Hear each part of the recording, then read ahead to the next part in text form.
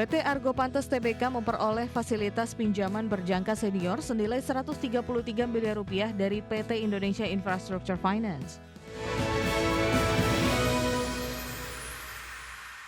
PT Argo Pantes Tbk memperoleh fasilitas pinjaman berjangka senior senilai Rp133 miliar dari PT Indonesia Infrastructure Finance. Dana pinjaman ini dialokasikan untuk renovasi gedung serta pembangunan pergudangan modern baru bersama JNT Cargo. PT Argo Pantes Tbk memperoleh fasilitas pinjaman berjangka senior senilai Rp133 miliar dari PT Indonesia Infrastructure Finance. Fasilitas kredit tersebut memiliki jangka waktu pembiayaan selama 96 bulan sejak penarikan pertama. Dalam transaksi pendanaan ini, perseroan menegaskan bahwa antara Argo Pantes dan Indonesia Infrastructure Finance tidak memiliki hubungan afiliasi. Langkah strategis ini dilakukan guna mendukung transformasi serta efisiensi aset properti industri perseroan. Sesuai rencana penggunaan dana, pembiayaan ini akan dimanfaatkan untuk membiayai perbaikan serta renovasi bangunan dan gudang existing milik perseroan. Selain itu, perseroan juga mendanai pembangunan pergudangan modern baru di area usaha Argo Pantes. Gudang modern tersebut nantinya akan difungsikan secara khusus oleh PT Global Yimi Cargo atau JNT Cargo. Ekosistem baru ini diharapkan mampu meningkatkan pendapatan berulang dari segmen penyewaan properti logistik. Fasilitas pinjaman berjangka senior beserta penjaminan aset ini dikategorikan sebagai transaksi material bagi perseroan. Direksi mengkonfirmasi bahwa seluruh rencana penarikan utang telah mengantongi persetujuan pemegang saham. Persetujuan tersebut telah disahkan dalam rapat umum pemegang saham tahunan pada 10 Juni 2026 lalu. Selain itu, ekspansi infrastruktur logistik ini diproyeksikan dapat memperkuat posisi keuangan serta arus kas perseroan di masa depan. Berbagai sumber IDX Channel. PT El Nusa Tbk mengantongi laba bersih sebesar Rp435 miliar di sepanjang semester pertama tahun 2026. Pertumbuhan laba hingga 29% ini didorong oleh peningkatan volume bisnis serta efisiensi operasional hulu dan logistik energi. PT El Nusa Tbk mencatatkan pertumbuhan laba bersih sebesar 29% menjadi Rp435 miliar pada semester 1 tahun 2026. Capaian ini meningkat dibanding periode yang sama tahun lalu sebesar Rp336 miliar. Pertumbuhan laba bersih emiten berkode saham ELSA ini sejalan dengan kenaikan pendapatan yang tumbuh 9% mencapai Rp7,6 triliun. Laju pertumbuhan laba yang melampaui pendapatan mencerminkan peningkatan efisiensi operasional perseroan secara berkelanjutan. Dari sisi portofolio bisnis, segmen penjualan barang serta distribusi dan logistik energi masih menjadi penyumbang utama dengan porsi 65%. Sementara segmen jasa hulu migas terintegrasi berkontribusi sebesar 27%, serta jasa penunjang migas menyumbang 8%. Pertumbuhan kinerja operasional ini turut mengerek EBITDA perseroan yang naik 16% menjadi Rp862 miliar. Selain itu, net profit margin perseroan juga terkerek naik menjadi 5,7% atau tumbuh sekitar 19%. Direktur Keuangan El Nusa Nelwin Aldriansyah menegaskan, perseroan memiliki fundamental yang kuat untuk melanjutkan momentum pertumbuhan bisnis. Diversifikasi portofolio serta disiplin keuangan menjadi fondasi utama perseroan dalam menjaga tingkat profitabilitas. Adapun memasuki semester kedua, perseroan optimistis dapat mempertahankan pertumbuhan bisnis yang sehat di industri energi. Langkah strategis ini diharapkan mampu memberikan imbal hasil yang berkelanjutan bagi seluruh pemegang saham. Berbagai sumber IDX Channel. Pemerintah menyiapkan 3 langkah strategis untuk membantu pemerintah daerah menghadapi tekanan fiskal akibat menurunnya penyaluran dana transfer ke daerah.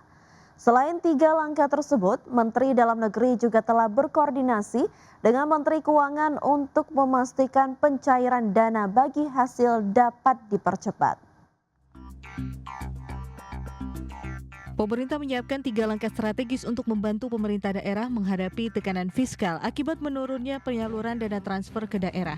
Langkah tersebut meliputi efisiensi belanja operasional, percepatan penyaluran dana bagi hasil, serta pemberian tambahan anggaran bagi daerah yang mengalami kesulitan fiskal. Menurut Menteri Dalam Negeri Tito Karnavian, kebijakan ini disiapkan untuk memastikan pelayanan publik tetap berjalan, terutama pembayaran gaji pegawai daerah. Terkait pencairan dana bagi hasil, Tito meminta Kementerian Keuangan segera menyalurkan DBH agar dapat membantu daerah memenuhi kebutuhan belanja pegawai. Pertama ya, nah kemudian kalau daerah memang sulit sekali PAD-nya, tapi ada DBH-nya, dana bagi hasil yang ada di Kementerian Keuangan, kita mohon kepada Menteri Keuangan agar DBH-nya bisa dibayarkan untuk membantu daerah itu menutupi belanja pegawainya. Yang betul-betul PAD-nya berat, efisiensi sudah dilakukan, dan kemudian DBH-nya juga nggak cukup atau tidak ada. Nah ini yang dibantu dengan top up. Ya, itu yang kami bicarakan tadi. Tapi udah disebutin. Berdasarkan data Kementerian Keuangan, realisasi penyaluran transfer ke daerah pada semester 1 2026 mencapai 357,4 triliun atau turun 11,2% dibandingkan periode yang sama tahun lalu. Penurunan terutama berasal dari realisasi dana bagi hasil yang hanya mencapai 25,5 triliun atau turun dari 60,2 triliun pada tahun sebelumnya. Jakarta, Rarjo Patmo, IDX Channel. Ya, Kementerian Perindustrian mempercepat penerapan kawasan industri hijau melalui penguatan Eco Industrial Park Center.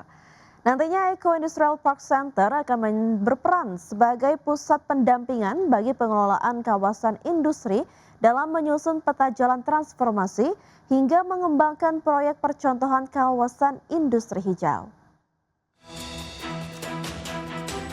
Kementerian Perindustrian mempercepat penerapan kawasan industri hijau melalui penguatan Eco Industrial Park Center.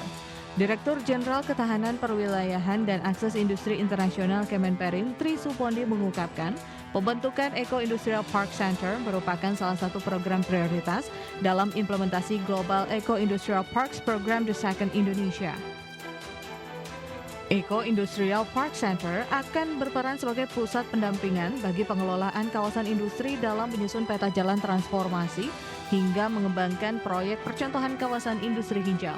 Selain itu, Eco Industrial Park Center juga akan memperkuat penerapan dekarbonisasi industri, ekonomi sirkular, simbiosis industri, serta berbagai praktik pembangunan industri yang berkelanjutan.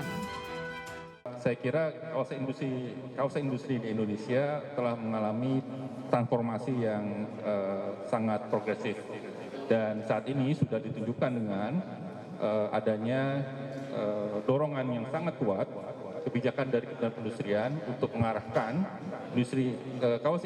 kawasan industri menjadi kawasan industri hijau. Dan AIP Center ini, Eco Industrial Park Center ini adalah salah satu bukti bagaimana Kementerian Perindustrian ini memberikan dorongan secara kebijakan dan fasilitasi non fiskal untuk memastikan proses transformasi ini bisa terjadi. Kementerian memastikan kawasan industri yang berhasil memenuhi standar tersebut akan memperoleh berbagai fasilitas fiskal dan kemudahan khusus sebagai bentuk insentif percepatan transformasi industri hijau di Indonesia. Jakarta, Devi Firmansyah, IDX Channel.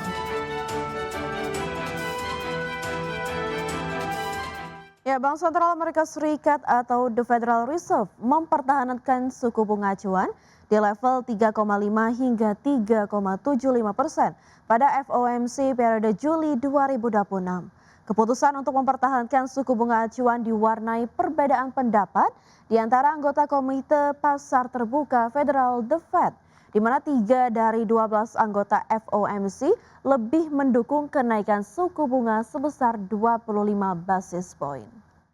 Adapun pemungutan suara dalam FOMC Juli menandai kelima kalinya berturut-turut para pejabat memilih untuk membiarkan suku bunga tidak berubah. Namun adanya perbedaan pandangan di antara pejabat The Fed mengisyaratkan bahwa hal tersebut bisa menjadi lebih menantang bagi Kevin Warsh untuk terus mempertahankan keputusan tersebut jika kekhawatiran terhadap inflasi semakin meningkat. Meskipun The Fed sebelumnya bertekad untuk mengembalikan inflasi ke target 2%, Wars belum secara tegas menyatakan bahwa ia akan menaikkan suku bunga. As you know, our committee decided to vote by a 9-3 vote to maintain the target range for the federal funds rate at 3.5% to 3.75%. The committee is continuing its policy of making ample reserves in the banking system. The economy is showing impressive resilience. Even with recent shocks, the trends are positive and reveal solid growth. Job gains have kept pace with the workforce, and the unemployment rate has changed little. Inflation remains elevated relative to the committee.